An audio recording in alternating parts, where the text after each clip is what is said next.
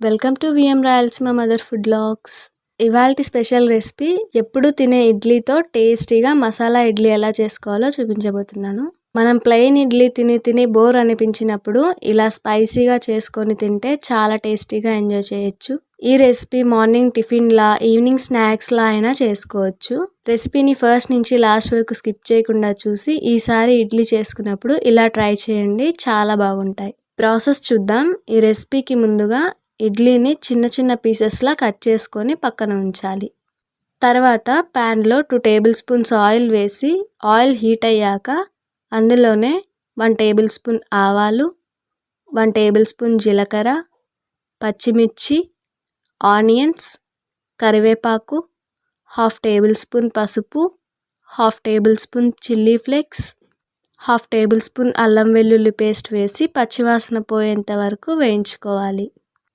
అందులోనే రుచికి సరిపడా salt, 1 table spoon garam masala, కొంచెం మ్యాగీ మసాలా వేసి వీటన్నిటిని బాగా ఫ్రై చేసుకోవాలి. ఇవన్నీ ఫ్రై అయ్యాక టమాటో పేస్ట్ వేసి ఆయిల్ పైకి తేలేంత వరకు వేయించుకోవాలి. టమాటో పేస్ట్ ఇలా ఈ కన్సిస్టెన్సీలో ఉడుకుతూ ఉండగా కట్ చేసుకున్న ఇడ్లీ పీసెస్ వేసి మసాలా అంతా పట్టేలా కలుపుకొని కాసేపు ఫ్రై అవ్వనివ్వాలి. చివరగా కొత్తిమీర వేసి కలుపుకొని స్టవ్ ఆఫ్ చేసి సర్వ్ చేసుకోవడమే. అంతే, simple and easy breakfast ready. Serve చేసుకునే ముందుగా కొంచెం క్యారెట్ తురుము, ఆనియన్స్తో గార్నిష్ చేసుకొని తింటే సూపర్గా ఉంటుంది. వీటిని ఇలాగే ఒట్టివి తిన్నా చాలా బాగుంటాయి. లేదు అంటే పల్లీ చట్నీ, సాంబార్తో సూపర్ కాంబినేషన్.